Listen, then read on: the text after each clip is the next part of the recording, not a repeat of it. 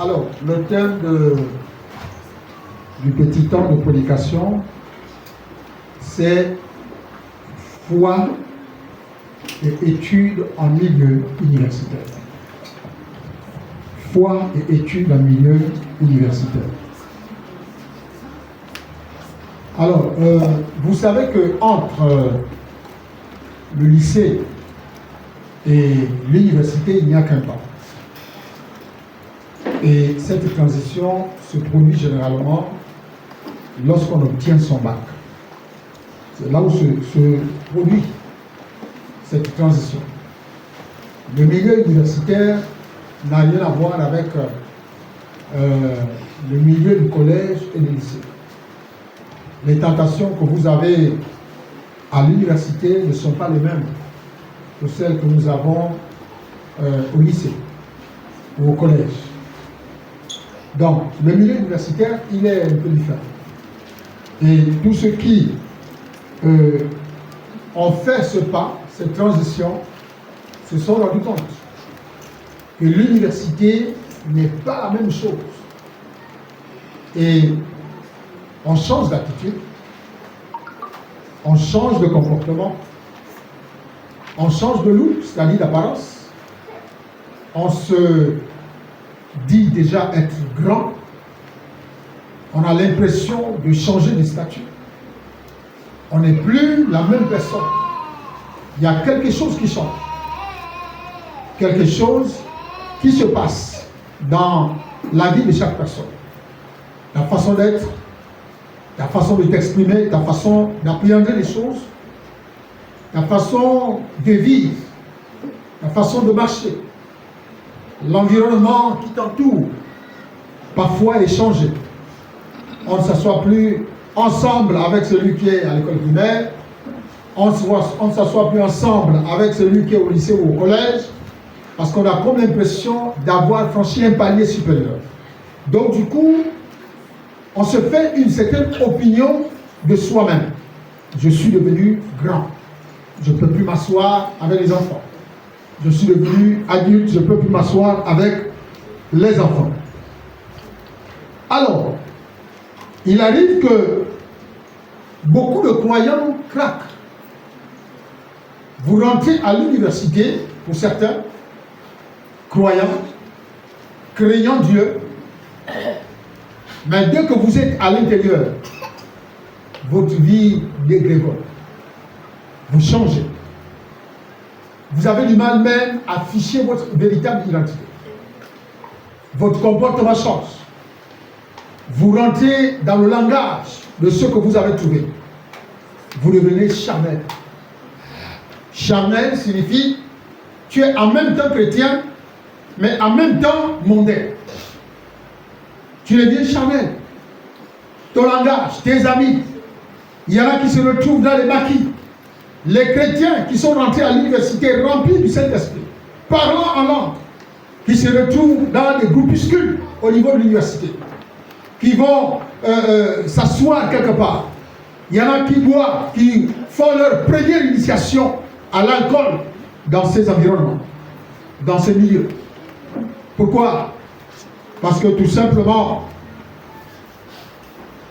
on est rentré spirituel et on acquiert le statut de charnel.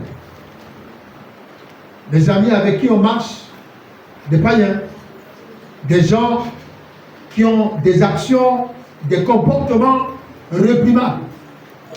Mais nous, on se dit, bon, c'est rien du tout, c'est mon ami à l'université, c'est ma seule amie, c'est mon seul confident. On a des confidents païens, qu'on a du mal même à évangéliser, juste à cause de coups fourrés qu'on fait ensemble.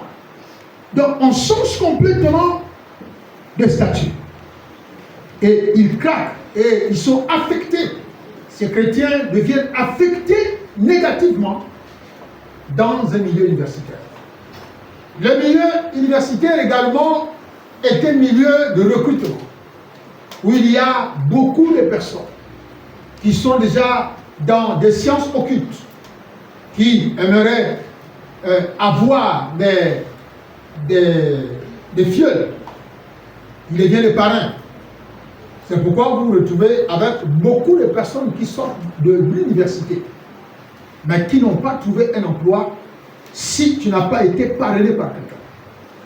Souvent, c'est comme ça. Vous allez vous retrouver avec des docteurs, des gens qui sont assis. Or, il y a des établissements un peu comme chez nous. Quand tu sors, automatiquement, tu es recruté par l'éducation nationale. Or, à l'université, tu peux faire tout ton parcours jusqu'au doctorat. Si Dieu ne te fait pas grâce pour un peu intégrer, on appelle ça comment, certains milieux universitaires, certains milieux de ministère, si Dieu ne te fait pas grâce, beaucoup font comment? C'est toi-même qui trouves toi-même ton travail. Alors c'est différent avec nous, par exemple, à l'école normale supérieure, avec certaines grandes écoles, quand tu sors, tu es automatiquement recruté. Or, à l'université, quand tu sors, tu t'assois, tu vas déposer toi-même des dossiers. C'est différent. Donc, il y a ces milieux où les chrétiens rentrent dans les combines, rentrent dans les fourberies, rentrent dans des alliances contre nature. Des gens rentrent dans des alliances contre nature, juste parce qu'on veut sortir. Et quand on voit que tu as un éclat, on te fait des propositions. On te fait des propositions. Et ces propositions, c'est pour te lever. Non, toi tu peux être un bon leader, un bon chef. C'est comme ça. Mais faites attention, parce que il y a des gens qui rentrent dans un environnement, au lieu d'aller changer l'environnement, c'est l'environnement qui les transforme. Quelqu'un qui venait, qui priait, quelqu'un qui chantait, quelqu'un qui servait, n'a plus ce temps. Ils deviennent charnels. Ils deviennent charnels. Alléluia. Et vous devez comprendre également que leur foi commence à danser jusqu'à ce qu'elle bascule. La personne que vous voyez régulièrement, elle n'est plus régulière. La personne qui était très active, qui disait « Moi, Dieu passe en premier », c'est plus la même chose. Parce que le milieu nous a changé. Le milieu nous a changé. L'identité l'identité avec laquelle vous rentrez à l'université, c'est cette identité qui va vous révéler. Mais malheureusement, beaucoup de personnes rentrent avec l'identité chrétienne, mais comme la foi a déjà basculé, on revoit leur vraie nature. Ils reprennent à aller boire, ils reprennent à aller après les hommes, après les femmes, aller se retrouver dans des maquis, des personnes qui étaient remplies du Saint-Esprit. Et dès qu'on dit, bon, Lionel, oui, c'est toi qui vas intervenir, non, papa, tous les coups, je suis fatigué. C'est pas fatigue, c'est la nature charnelle qui est déjà rentrée en nous. Où on est. La nature charnelle. Donc, vous avez un chrétien, quand on parle de charnel, ça veut dire que vous avez deux identités. Le côté gauche, c'est l'identité chrétienne. Le côté droit, c'est l'identité charnelle. C'est pourquoi on parle des chrétiens charnels. Les chrétiens charnels, vous allez voir, c'est les personnes qui passent le temps. Dès que vous voyez leur TikTok, les chrétiens remplis de l'esprit, ils sont en train de faire des TikTok en train de chanter des choses non. Et c'est pourquoi je dis leur foi bascule. Quand la foi bascule, ce genre de personnes deviennent difficiles à y encadrer. Nous avons des personnes dans l'église aujourd'hui. Nous avons des personnes dans l'église, des chrétiens, qui ont bien démarré, mais qui ont succombé. Qui ont succombé en vivant délibérément et volontairement dans le péché. Je dis bien délibérément, volontairement dans le péché. Mais quelques temps après, tu apprends qu'il est tombé dans le péché. Et il demeure dedans. Sans être inquiété, c'est-à-dire dans le cadre de l'église, et sans craindre Dieu. C'est-à-dire, on est déjà habitué à ça. Quelqu'un qui, si tu commences à censurer une personne, la personne va te citer, il y a Lionel, il y a Omar, est-ce qu'on a censuré? Il y a tel, est-ce qu'on a fait ça? Il y a lui là, est-ce qu'on a fait ça? Maintenant quand c'est moi, on parle. C'est-à-dire que la crainte a fui même les chrétiens. La crainte de Dieu a fui les chrétiens. Pourquoi? Parce que Jésus est allé mourir à la croix pour notre ivresse. Jésus est allé mourir à la croix pour nos péchés de fornication. Mais ces mêmes péchés-là pour lesquels Jésus est parti mourir, c'est dedans où on est à l'aise. On se sent à l'aise dedans pour les choses que Jésus est allé, je ne sais pas, souffrir à la croix. C'est pourquoi il est dit, si à cause de notre comportement, nous recommençons à faire ce que nous faisons, où est la valeur du sacrifice de Jésus? Où est la valeur? Il y a des gens qui viennent, on sait que bon, ils sont deux. C'est comme ça. Mais il y a des gens, ils viennent, il est un. Seul. Mais après, tu apprends qu'ils sont deux. Ça veut dire que pendant que tu enseignes la parole, il en a fou. Pendant que tu enseignes la parole, lui n'est pas dedans. Lui, il voit ses priorités. Mes besoins. La pauvreté. Pendant que tu enseignes la parole, on est là, on se dit bon, ça va. D'abord, lui là, il vit comme ça. Lui là, il vit comme ça. Il chante, il fait la sécurité, il prêche. On n'a jamais suspendu. La Bible est claire. Sans la sanctification, personne ne verra Dieu. Quand je parle, je ne parle pas seulement du problème du sexe. Tout ce que nous faisons, il y en a qui profitent des occasions, aller s'enivrer, aller voir le vin, au même titre que les païens. Quand vous regardez, vous non. Depuis qu'on m'a mis dans TikTok, c'est même à cause d'Abraham que j'ai intégré TikTok. Mais je découvre beaucoup de choses. Ouais. C'est grâce à Abraham, depuis qu'il a créé TikTok, que j'ai dit, on fait comment? Donc j'ai intégré TikTok. Et depuis que j'ai intégré TikTok là, c'est là que je suis surpris. Tu ne verrais pas les gens qui partagent la parole, qui partagent. Non! C'est les chansons. Les chansons du monde qui les caractérisent. L'identité avec laquelle vous rentrez à l'université, c'est celle-là qui va vous révéler. Qui va révéler votre vraie nature. Si vous êtes chrétien, c'est pourquoi je dis toujours, respectez ce qui dure. Respectez ce qui dure. Respectez-les. Quelqu'un rentre à l'université chrétienne, il est même encore plus enraciné, plus élevé spirituellement. Respectez telle personne. Respectez-les. Mais il y en a, qui n'ont pas le temps. Ah, c'est un peu trop. Dès qu'ils sont rentrés dans la reine de l'université, c'est fini. Le langage change. Il y a des gens, il faut les délivrer des liens. Des territoires. Les liens des territoires. Ça veut dire que lui, s'il n'est pas encore descendu, lui, quelque part, il n'est pas encore descendu là où il est né.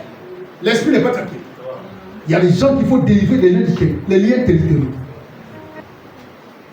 Donc, quand on rentre, il y a des milieux quand tu rentres. Des milieux t'affectent positivement. Il y a des milieux quand tu rentres, ils t'affectent négativement. Ton attitude, ton comportement, ça change. Alléluia. Et c'est pourquoi face à cela, beaucoup de personnes, beaucoup de chrétiens qui vont à l'université deviennent des charnels. Des charnels. Si le Saint-Esprit pouvait nous permettre de visiter chaque cours quand les étudiants sont en classe avec une caméra cachée, un drone spirituel caché, on verra la véritable nature des gens qui viennent à l'église et qui vont à l'université. Donc, bien aimé, faites attention avec le milieu. Comme disait l'ancien Splendeur, Splendeur a été beaucoup attaqué quand elle est arrivée à l'université. Dès la première, la deuxième année, hein, elle est mal. On m'appelle pour me dire que non, il y a votre fille qui est tombée évanouie. Donc, Dieu merci, je n'ai pas encore quitté l'NS, je prends le taxi directement jusqu'à l'hôpital, jusqu'à Amédène. Donc, des milieux universitaires, c'est des milieux compliqués. Elle n'a fait que subir des attaques. Des attaques. Bientôt, je reviendrai sur un culte de famille, spécial famille. Chaque parent vient avec son enfant. Les attaques. Subir les attaques, attaque sur attaque. Mais quand tu sers Dieu, Dieu est fidèle. La Bible dit Dieu n'oublie pas tout ce que l'on fait. Il est resté fidèle pour l'aider.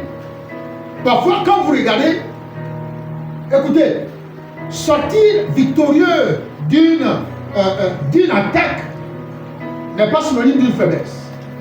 Mais c'est pour vous amener à voir les réalités du combat spirituel que quelqu'un a subi. C'est-à-dire, on peut se lever le matin et on a mal. On va dire, mais le pasteur, comment il doit être comme ça? Mais vous ne savez pas le combat que moi je suis. Ce n'est pas parce que je vois que je suis devenu faible, non. Mais c'est la réalité du combat. Lorsque Jacob a lutté avec l'ange, c'est la réalité du combat. Jacob ne boitait pas avant ce combat. Mais dès que l'ange, dès qu'il a mené le combat avec Jacob, avec l'ange de l'Éternel, il a commencé à boiter. C'est parfois les conséquences des véritables combats. Je vous dis bien aimé, c'est l'un des messages que peut-être que le culte prochain, je ne sais pas. Apprenez à vos enfants à payer la dîme. Amen. Pense toujours à ce que l'Éternel t'a fait. Amen. Même s'il n'est pas pour te donner, pendant que tu souffrais, tu te lèves le matin, tu trouves une corbeille d'argent. Mais pense toujours à ce que l'Éternel t'a fait. L'Éternel t'a fait du bien. Alléluia. Amen. Amen. Vous savez, j'ai un peu pris conscience. Il m'est arrivé des temps de prendre conscience. En fait, c'est comme mon défaut. Lorsque quelqu'un pose un acte, je vais être reconnaissant à Dieu en parlant de cette personne. Mais je me suis rendu compte que parfois en le disant, j'ai exposé beaucoup. Mais le leader doit être capable de reconnaître le potentiel dans la vie de quelqu'un. Et dire, bon, toi, voilà comment je voulais que tu sois. Voilà comment je veux que tu fasses les choses. C'est comme ça. Un principe de base que je voulais que vous puissiez comprendre. Proverbe chapitre 22, le verset 6. Le principe de base. Proverbe 22, 6.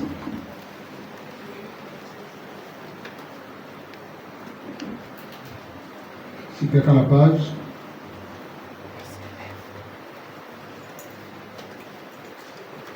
Proverbe 22, le verset 6.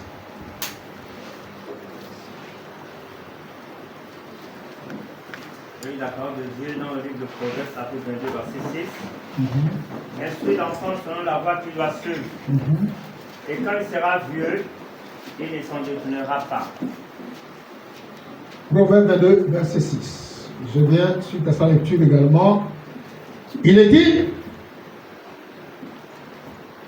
instruis l'enfant selon la voie qu'il doit suivre. Et quand il sera vieux, il ne s'en détournera pas. Est-ce qu'on peut dire Amen? Amen. Alors, c'est le problème que nous avons avec que les parents ont. Le problème que les parents ont.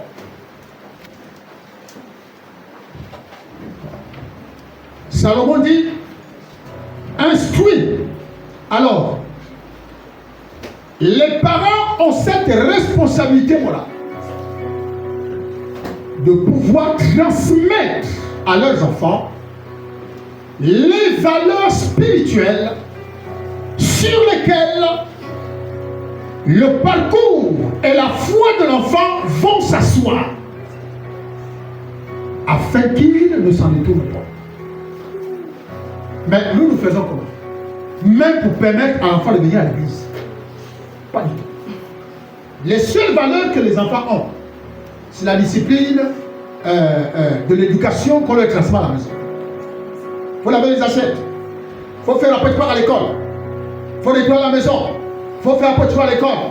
Il faut préparer. Ce sont les seules choses que l'enfant connaît. Mais les valeurs spirituelles, on les bafoue. Que l'enfant vienne à l'église, qu'il ne vienne pas à l'église, ce n'est pas le problème du parent. Le parent va te dire, il est assez grand. Elle est assez grande. Mais au point où vous en êtes, si vous ne pouvez pas discipliner un enfant, inculquer les notions de la foi à votre enfant, bien aimé, vous lui rendez mauvais service. Vous rendez un mauvais service à cet enfant. Pourquoi? Parce qu'un jour, cet enfant partira devant Dieu, vu la foi de son père, vu la foi de sa mère. Mais l'enfant est parti dans des conditions qui restent à désirer. Devant, lorsqu'il ira, il dirait quoi? Mais comme il ne peut plus descendre, il va te détester sur terre. Il dirait, mon père et ma mère m'ont rendu mon service. Parce que c'est le service que toi tu donnes, l'éducation spirituelle, ce que tu transmets à ton enfant, qui assure l'avenir céleste de ton enfant. Nous on voit quoi? Avec maintenant, on veut qu'il réussisse. C'est lui qui va me sortir de la pauvreté. C'est lui qui va me sortir de la misère. C'est lui qui va me sortir de ceci, de cela. D'accord. Mais à la fin, tu seras heureux lorsque tu seras debout devant les portes du ciel, en train d'attendre ton enfant et que tu te rends compte que l'enfant va dans une direction opposée à la tienne. Ça te ferait plaisir. Mais on ne peut plus descendre. On ne peut plus descendre de venir changer les choses. Donc, bien aimé, attention, ce sont des principes de base. Alors, j'ai pris quelques notes et je vais vous les lire parce que vous savez, quand vous prenez des notes, quand vous êtes dans l'inspiration, vous notez et vous ne pouvez pas tout dire si vous ne les lisez pas. Donc, instruire en hébreu signifie anak. Anak qui signifie donner du goût. Alors, qu'est-ce qu'on doit comprendre? On doit comprendre que instruire son enfant, c'est donner du goût à son enfant sur des choses spirituelles. Mais nos enfants n'ont pas du goût à ça. Nos enfants, ce qui les intéresse, je vous dis la vérité, c'est ce qui est dans le téléphone.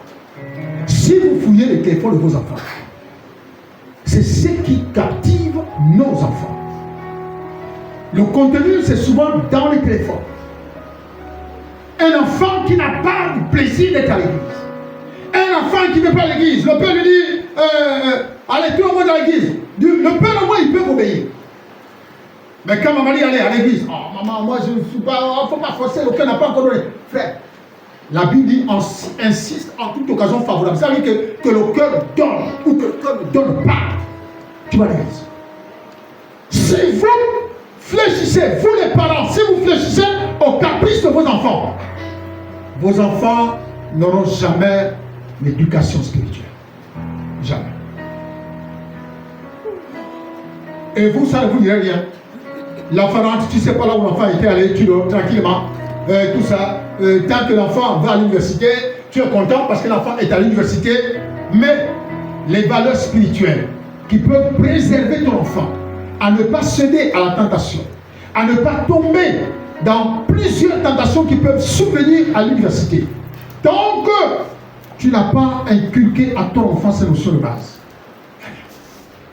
C'est pourquoi je dis souvent, ici, à vie abondante, tous les parents, frères, qui viennent ici avec leurs enfants matin, midi et soir, à au moins chaque culte, le pourcentage baisse. Peut-être même 15%. La majorité des enfants sont présents à la maison. Est-ce qu'on ne parle pas? Si, on parle. Il faut en parler. Il faut en parler au point d'amener les gens à prendre conscience. Vous savez, ce matin, je parlais avec... Je dis, apprenez à être honnête avec Dieu quand on prêche. Ce n'est pas parce que je peux monter ici, je suis malade, et que je ne peux pas me permettre de dire que Jésus guérit. Même si je suis malade, comment? Mais je ne peux pas ne pas croire à ça. Jésus guérit. Point final, même si moi je suis malade. Alléluia. Et c'est ce qu'il faut faire. Et c'est la même chose, je dis, il y a des personnes, vous pouvez vivre dans un état, on va dire, de désobéissance. Mais il faut avoir le punch. Quand l'Esprit vient tenir en scène sur la sanctification. Voilà. L'Esprit va te dire, il te choisit, toi, qui vis dans l'ivresse, qui vis dans le corps, qui vis dans toutes les bêtises, il te dit en scène sur la sanctification. C'est là où on voit des gens qui sont soumis à la parole de Dieu. Bien-aimé, la fornication est un péché. gens qui seront assis là, on dit, mais lui il dit ça, lui-même il n'est pas dedans. Mais il vaut mieux le dire, parce que tu sais que c'est un péché. Si tu n'es plus conscient que c'est un péché, tu es malade. Et là, tu t'écartes de la vérité. Frère, la fornication est un péché. Voici les conséquences. Pendant que toi-même tu parles même comme ça, l'esprit te parle. L'esprit te parle. Mais tant que tu n'as pas ce courage de dire, tu ne pourras pas sortir. Alléluia. Donc, les parents ont la responsabilité. La Bible dit, instruis l'enfant selon les voies qu'il doit suivre. Les seules voies que tu montres à ton enfant, il faut préparer. Il faut laver les assiettes. Il faut nettoyer la maison. Il faut laver les habilités faire. Ou bien les tesseurs. Il faut faire ceci, il faut faire cela. Ce sont les seules voies qui dominent à plus de 90% de la vie de ton enfant. Or, on a plusieurs voies. Et là, nous avons également la voie royale, la voie spirituelle. Mais que les enfants ignorent. C'est pourquoi leur cœur ne donne jamais de venir à l'église. Leur cœur ne même pas motivé pour être à l'église. Ils se disent que les parents sont déjà là-bas. Ils prient pour nous, c'est bon. Ils ne se sentent pas motivés. Chacun est responsable. Les parents ont le devoir de montrer à leurs enfants la voie qu'ils doivent suivre. Je vous avais fait des statistiques. Vous allez voir que peu de parents viennent ici avec leurs enfants pratiquement un mois sur un mois. Très difficile. Très difficile. Pourquoi? Parce que les enfants, quand ils ont déjà commencé à dire, ah, maman, surtout les enfants qui sont avec les mères, ah, maman, c'est pas forcé, ah, maman, c'est pas forcé. Moi, je vais te dire, toi, à l'église, toi, à l'église, même forcé, tu dois rire. La Bible dit en toute occasion favorable ou pas. Laissez la faire, hein, papa, bon, le frère, c'est pas quand il va le toucher, quand il va le toucher. Quand il va le toucher, la parole est en train de parler dans sa propre maison, donc Dieu ne touche pas. Dieu ne touche pas. La parole retentit dans sa propre maison, mais ton enfant n'est pas touché par la parole. Si l'enfant a l'âge de la raison et qui peut être à l'église, encouragez vos enfants à être à l'église. À ne pas seulement être à l'église en venant avec vous. Apprenez-leur qu'ils doivent être à l'église. Apprenez-leur de s'impliquer à servir Dieu. Enseignez-leur. Ce sont les voies. C'est pourquoi vous voyez certaines personnes quand elles rentrent à l'université, quand elles ressortent encore bien enracinées spirituellement. Et j'ai souvent dit, respectez des personnes comme ça. Parce que le milieu universitaire, il y a les dragueurs, il y a les maçons, les recruteurs, il y a toutes les propositions. Comme un peu partout ailleurs. Mais dans ce milieu, c'est un peu plus compliqué. Donc, bien aimé, instruire, c'est travailler de manière à façonner le caractère de l'enfant. C'est ça, instruire l'enfant. Travailler dans la vie de l'enfant pour que son caractère soit transformé, soit façonné. Que même si l'enfant est face à certaines réalités, même si votre enfant est face à la tentation, que cet enfant garde les valeurs morales qui lui ont été inculquées par son père, par sa mère. Arrêtez de toujours penser que oh, quand Dieu m'a donné, quand Dieu va le toucher, quand que non, frère. En toute occasion favorable ou pas, apprenons à travailler pour le caractère de nos enfants. Travaillons pour leur caractère. Instruire, c'est préparer l'enfant à affronter la maturité et à devenir un responsable. C'est ça, instruire l'enfant sur les voies qu'il doit suivre. Le préparer, affronter la maturité, atteindre un palier supérieur. Atteindre un palier supérieur. Frère, quand je dis, il m'a été fait de constater, mais c'est la vérité. Quelqu'un, tu es bien, tu as comme l'impression que depuis que tu es dans l'église, ça fait 1 an que tu n'as pas sorti une femme. Allez, tu vas trouver ton moyen à toi de sortir une femme, tu deviens chargé. Et à ce stade-là, tu montes plus à l'estrade. À ce stade, tu deviendras esclave. Sauf quand tu prends la décision d'abandonner. Oui, j'ai fait une chose. Papa, pardonnez-moi. C'est ça, craindre Dieu. Je vous avais dit quoi la dernière fois? Je disais, avant, quand quelqu'un avait commis un acte, tu étais mal, tu tremblais. Tu tremblais même quand on te découvre. Mais aujourd'hui, cette crainte a disparu, on ne tremble même plus. On ne tremble plus. On est bien. Et on se plaît, on va chez, par exemple, bon, je prends trop les données parce que c'est lui qui je ne peux que m'exprimer. On va chez ta petite amie dans l'église ou ton petit ami dans l'église. Les gens les craignent plus Dieu. Car à toi, dit, êtes-vous tellement éprouvé de sens? Après avoir commencé par l'esprit, voulez-vous maintenant finir par la chair? Voilà pour toi. Il y a des gens qui commencent par l'esprit, qui rentrent à l'université avec l'esprit. Mais quand ils sortent là, ils sont dans la chair. Quand ils sortent là, ils sont charnels. Quand il rentre, il revient, il rentre, il revient, il a les deux identités. L'autre pied, c'est la spiritualité, qui lui permet d'être à l'église, qui lui permet de chanter, qui lui permet de faire tout. Et l'autre pied, c'est le pied charnel, qui permet à la personne de vivre sa vie. Si on critique la personne, elle se range du côté charnel que du côté spirituel. Et je vous avais dit, qu'est-ce qui est à l'origine de tout ça? Ce n'est pas l'amour, ce n'est pas un manque d'amour, c'est la pauvreté. C'est la pauvreté. Je ne m'habille plus, je ne mange plus, je passe mal difficile, je ne paye plus mes factures, je ne paye plus le courant, je ne paye plus la maison. C'est la pauvreté qui nous amène là. Parce que si c'était de l'amour, c'est différent. Tu diras à ton frère, moi écoute frère, oui. On est tombé une fois, oui, ok, d'accord. C'est mieux qu'on se fasse connaître. Et puis, dès qu'on se fait connaître, on arrête un peu. Parce que se faire connaître fera en sorte aussi qu'on s'abstienne un peu. Mais non, rien. On garde les secrets. Et quand il y a fuite d'informations, on se fâche avec Séverine. C'est sûr que c'est Séverine qui a parlé. C'est sûr que mais tu t'attendais à quoi? Tu t'attendais à quoi de garder un secret? Toi qui as chassé Satan, toi qui as fait une taloche à Satan, toi qui as chuté, shootons-le, toi qui as piétiné. Tu t'attendais à quoi? Qu'il vienne t'honorer, mais il te livre. Il te livre. Il y a un verset, je ne me retrouve plus, je ne sais pas bien le contexte, ça dit, la Bible dit, l'oiseau prendra l'information et va l'amener chez le roi.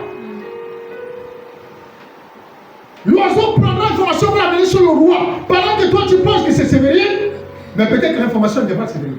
L'information vient de quelqu'un qui est très bon. Donc attention. Milieu universitaire, attention. Hein? Que les parents ont le courage d'aller jeter là, chez les canards. Ils vont jeter les enfants. Mais comment on peut jeter un enfant? Quel courage tu as? Va même chez ton voisin, dépose l'enfant pour dire à l'enfant, prends l'enfant, je ne veux plus. Au moins la personne va prendre l'enfant. Il y a beaucoup de personnes qui ont besoin d'enfants. Et ils ont le courage. Tu as fait 9 mois, tu n'as même pas avorté. Tu prends l'enfant, tu vas jeter dans une toilette. Mon Dieu. Alléluia. Donc, faisons attention. Vous ne pouvez pas avoir commencé par l'esprit et finir par la chair. Commencez par l'esprit et tu termines par la chair. Évitons ces choses. Donc, travaillez de manière à façonner le caractère de votre enfant pour que votre enfant garde la logique spirituelle, la vision de sa mère, la vision de son père. Mon père veut quoi? Mon père veut que je grandisse dans la maison de terre. Ma mère veut quoi? Ma mère veut que je serve dans l'église. Ce n'est pas maman, je donne la réunion de département jeunesse. Quelle réunion de département jeunesse? Tu as beau faire tout, fais la montée de voix. Fais. Tu viens de montrer à l'enfant que toi, ta priorité, c'est ce qui est naturel et non spirituel. Amen. Vous savez combien de fois Moi-même, en tant que parent, j'ai demandé à Splendeur de se reposer un peu. Oui. Mais Dieu l'a accompagné. Oui. Donc, tout son parcours. Et continue de l'accompagner. À un moment, je disais, bon, quand il y avait encore les deux groupes, elle entraîne au groupe A, groupe B, elle est là, elle est dans le département. Parfois, je lui disais, Splendeur, repose-toi. Qui? Celle-là. Celle-là qui a connu Jésus. Celle-là qui aime Dieu. Qui est née avec le piano dans le ventre. Hein? Tu vas convaincre que repose-toi. Alléluia. Rien jusqu'aujourd'hui. Aucune chose que j'ai faite, conseil, n'a marché. Ah, c'est ça, quelqu'un qui a compris, qui a reçu les voix du Seigneur. Alléluia. Amen. Qui a reçu les voix du Seigneur. Amen. Amen. Voilà. Quand tu te prives comme ça, quand tu t'investis comme ça, il faut que Dieu te réserve le meilleur. Amen. Le meilleur. Amen. Amen. Donc, instruis, travaille le caractère de l'enfant. Instruis, c'est préparer l'enfant à affronter la maturité et à devenir adulte et responsable. Les valeurs spirituelles avec lesquelles vous entrez à l'université, beaucoup les pères, vous entrez avec des valeurs spirituelles. Mais petit à petit, on commence à les perdre. On commence à les perdre. On commence à avoir un langage charnel. On commence l'identité qui rentre avec nous là, l'identité chrétienne. Quand on sort là, on a l'identité charnelle. Dès qu'on est dans l'environnement universitaire, notre identité, que tu vois, dès que tu rentres, tu t'assois un peu comme la lecture d'avant, les nouveaux sont dépaysés, les anciens se mettent à part. Donc quand tu es là, tu calcules là-bas. Donc la première personne, la fille qui s'assoit avec toi, avec qui tu échanges de numéro, devient automatiquement d'appeler ta première copine. Et les milieux, les chrétiens n'ont plus cette facilité de transmettre, de se mettre à part. De se mettre à part. Pourquoi? Parce qu'aucune identité ne peut te changer, ne peut changer ta nature. Mais parce que tu t'es dit universitaire, tu t'es dit maintenant indépendant, tu t'es dit maintenant assez responsable, tu t'es dit maintenant un peu supérieur et grand. Mais quand tu affrontes ces milieux, tu te rends compte de l'évidence et de la réalité. C'est comme ça. C'est pourquoi beaucoup, lorsqu'ils affrontent ces milieux, sont prêts à nouer des partenariats avec le diable. C'est quoi les partenariats avec le diable? C'est, tu étais saint, voilà, tu te trouves maintenant un copain. À cause de quoi? De ton loyer que tu as payé. Tu étais bien, tu as besoin d'une copine. À cause de quoi? Les filles qui avaient le linge et les habits. Et de te préparer la nourriture comme tu n'as jamais appris à préparer. Les hommes qui ne savent pas préparer, il faut les parler. Ils doivent apprendre à préparer. Parce que la femme qu'on épouse, ce n'est pas pour faire souffrir l'autre. Même quand elle est fatiguée, il faut qu'elle te prépare la nuit à 20 h. Moi, ma mère m'a appris à préparer. Elle m'a appris à préparer. Les enfants là, leur mère les a appris à préparer. Dans le chapitre 54, verset 3. Qu'est-ce qu'il dit? Tous tes fils seront disciples de l'Éternel. Dis avec moi, tous mes fils. Je n'ai pas entendu. Tous mes fils seront disciples de l'Éternel. Et grande sera la prospérité de tes fils. Dis avec moi, grande sera la prospérité de mes fils. Grande sera la prospérité de mes fils. Répète-le, grande sera la prospérité de tes fils. Grande sera la prospérité de mes fils. Amen. Amen. On dit quoi? Nos fils deviendront des disciples. Et ces mêmes fils seront prospères. Alors, examinons un peu ce truc. La Bible dit, tous tes fils seront disciples de l'Éternel. Comment seront-ils disciples de l'Éternel?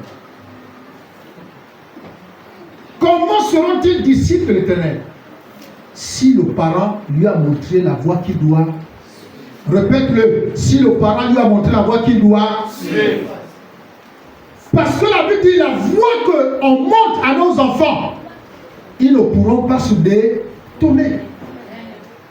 Et il dit, Ésaïe dit, tous tes fils seront serviteurs de l'Éternel. Amen. Amen. Alléluia. Amen. Et je prie qu'il en soit ainsi pour pour tous tes enfants. Amen. Au nom de Jésus. Qu'ils deviennent serviteurs de l'Éternel au nom de Jésus. Amen. Et qu'ils parviennent à la prospérité au nom de Jésus. La prospérité sur le plan spirituel, la prospérité sur le plan matériel, la prospérité sur le plan financier. Est-ce que tu peux dire je reçois au nom de Jésus? Alléluia.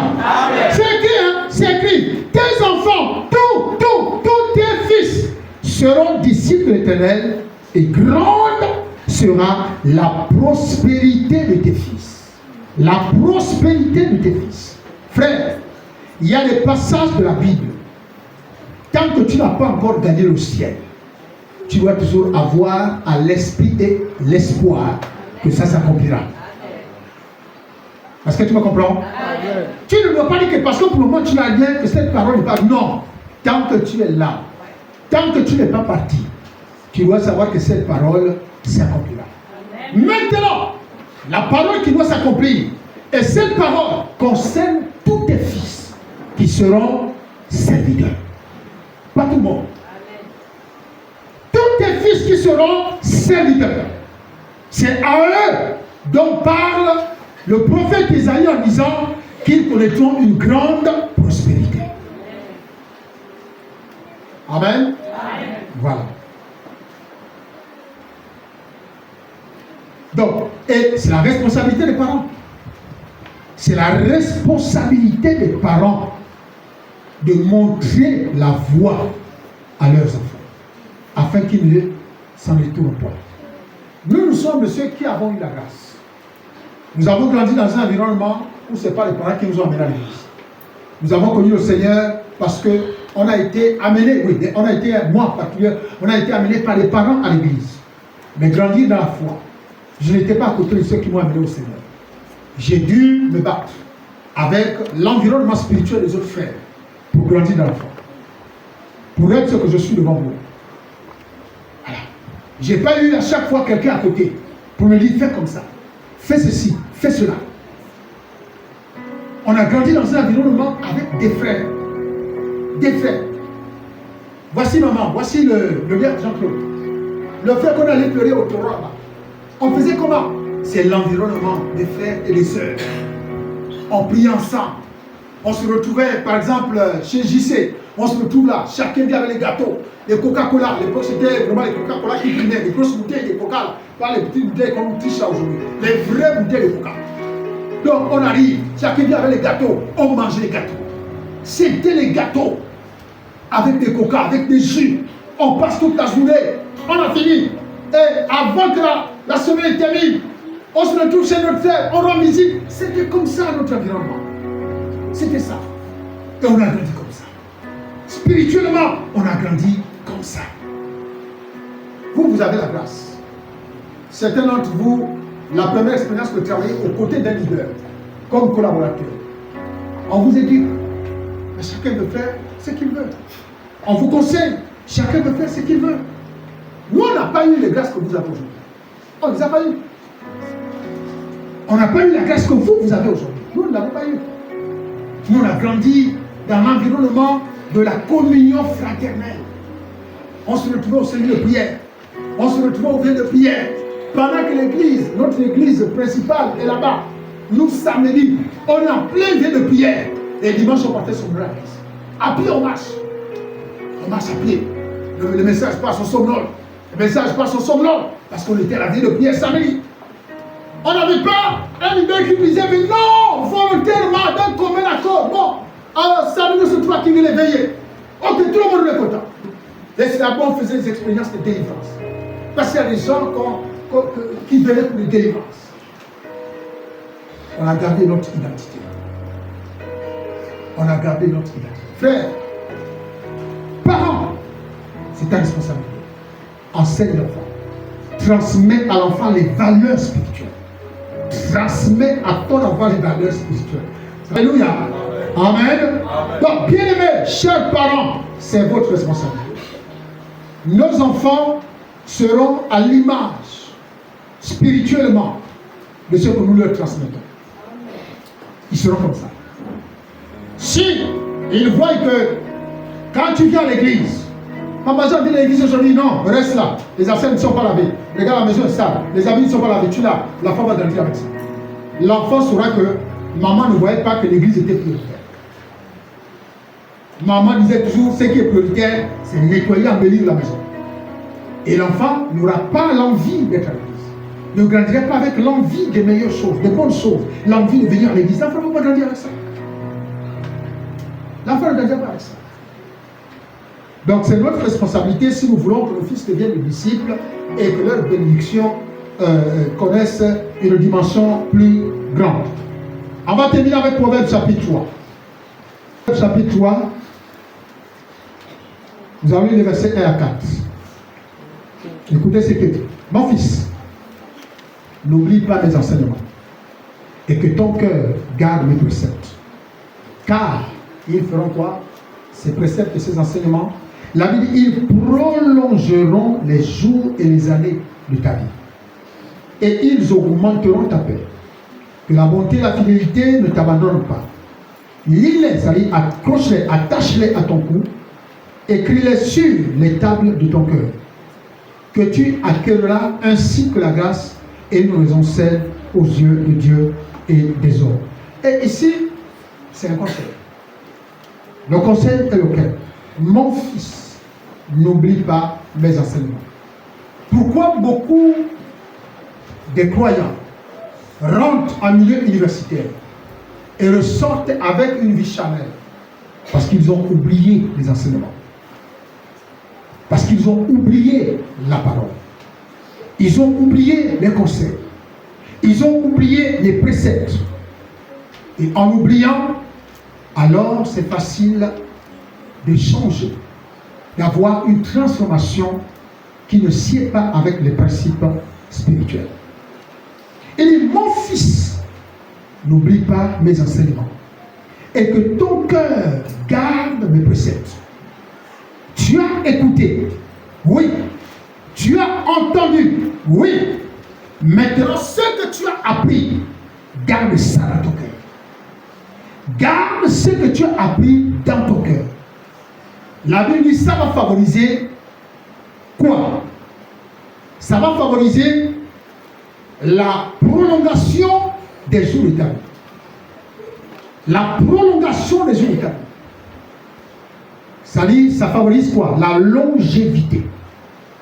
Quand tu écoutes et tu gardes ce que tu as entendu, ça favorise la longévité. Et ça va augmenter ta paix. Les inquiétudes vont disparaître. Parce que chaque fois que tu vas te souvenir des enseignements que tu as reçus, la paix va réintégrer ton cœur. La paix va revenir. Alléluia. Que la bonté et la fidélité ne t'abandonnent pas. Mais beaucoup, quand ils rentrent en milieu universitaire, leur fidélité les abandonne. Ils étaient fidèles dans l'église, engagés dans l'église, des personnes bienveillantes dans l'église. Mais depuis qu'ils sont rentrés en milieu universitaire, la fidélité, on voit maintenant les gens en cascade. Mais c'est comme non, papa, on avait cours, on avait ceci. Parfois c'est du mensonge. En dehors de ceux qui ont un programme, parce que je connais un peu comment ça se passe, un programme en soirée. Il y a des personnes, quand vous les voyez, vous les voyez. Alléluia. La Bible dit, ne permets pas à ta bouche de faire pécher ton corps. Alléluia. Donc souvent c'est comme ça. Ça arrive que les gens polémiquent des choses qui ne sont même pas fondées, qui ne sont même pas vraies. La Bible dit, quand tu écoutes la parole, quand tu gardes cette parole dans ton cœur, ça va prolonger ta vie sur terre et ça va augmenter ta paix. Ça va augmenter ta paix, ta bonté, ta façon d'être, ta fidélité ne vont jamais t'abandonner. Alléluia. La Bible dit que ta bonté et ta fidélité ne t'abandonnent pas. Lis-les à ton cou, écris-les sur les tables de ton cœur. Lis-les, grave-les sur les tables de ton cœur. Pourquoi? Parce que si c'est accroché à toi et écrit à l'intérieur, tu ne pourras pas t'égarer facilement. Tu ne pourras pas t'égarer facilement. Mais nous, on fait comment? On s'égare vite. On perd les valeurs spirituelles, on les perd. Parce qu'on veut paraître grand. On veut paraître qu'on a changé. Donc, il y a des gens comme ça qui perdent les valeurs parce qu'ils oublient l'enseignement. Si ces personnes deviennent comme ça parce qu'elles oublient l'enseignement. Si un étudiant rentre là-bas, c'est parce qu'ils oublient un enseignant. La vie spirituelle, elle est ascendante. On doit progresser, on doit évoluer, on doit grandir. On doit grandir. On ne doit pas seulement se limiter à ce que nous voyons. Frère, et je parlais avec ce frère ce matin en disant, les noms de chacun, et je vais vous le dire, les noms de chacun sont bel et bien inscrits dans le livre de vie. Écoutez ce que je vous dis, je termine avec ça. Les noms de chacun, tous ceux qui ont accepté Jésus-Christ comme Seigneur et Sauveur, son nom figure dans le livre de vie. Est-ce que vous comprenez? Et je dis à ce frère, la Bible parle de livre de souvenirs aussi. L'Apocalypse parle de livre de souvenirs. Et ce livre de souvenirs, c'est là où sont contenues toutes les choses que nous avons pratiquées sur la terre. Et quand la Bible dit chacun rendra compte à Dieu de la manière dont il aura mené sa vie sur terre, c'est en fonction de ce qui est écrit dans le livre des souvenirs. J'ai dit, si ton nom quitte le livre de vie, c'est que tu es devenu apostat. Tu savais que forniquer, c'est pas bien. Non, oui, ok. Mais là, tu vis dans la fornication. Justifie-moi ça. Tu savais que Jésus est allé à la croix pour le mensonge? Non, oui. Mais regarde comment tu es en train de mentir, même dans l'église. Regarde comment tu es en train de mentir. Justifie-moi ça. Chacun rendra compte à Dieu, c'est écrit, de la manière dont chacun aura mené sa vie sur terre. Si tu veux garder ta place, si tu veux aller au ciel, décharge-toi de tout ce qui peut nuire. Décharge-toi. Alléluia. Amen. Regardez, vous travaillez. Je termine avec ce témoignage. J'ai connu quand je suis allé voir sa famille, je ne travaillais pas. Si vous terminez en licence, en master, ou vous sortez, ressortez avec votre identité. Votre identité spirituelle. Ressortez avec ça. Ne vous dites pas que non, ma soeur, non, ressortez avec votre identité spirituelle. Amen. Nous avons besoin des intelligences. Et je bénis Dieu. Ici, Dieu a permis que à vie abondante, le succès au bac est devenu vraiment un label. Amen. Même si on a deux, mais on aura toujours un qui a lui. On aura toujours un qui a lui. Mais cette année, on avait prié pour 4 personnes, les 4 ont eu. Donc, c'est une bénédiction. Mais vous ne pouvez pas être étudiante. Vos parents sont dans l'église et vous faites la bouillabaisse partout, dehors, on ne sait pas où vous vivez. Non. L'église a besoin des intelligences. L'église a besoin, parce que chacun ici a son niveau. Il y a la filière que chacun, la branche que chacun a suivie. Donc, c'est plusieurs intelligences que nous avons dans l'église. C'est plusieurs intelligences. Donc, vous ne pouvez pas toujours, dès qu'on gagne le bac, c'est fini, on pense qu'on a gagné le ciel. Mais attention, le ciel, c'est l'étape finale, c'est là où tu te retrouves. Donc, tu ne peux pas négliger. On a besoin des intelligences. S'il y a quelque chose à faire, on rassemble toutes les intelligences de l'église. Amen. Amen. Voilà. Quand on avait besoin de faire un discours, j'appelais qui Boukani, oui, viens, lettre moderne, tiens, fais-moi le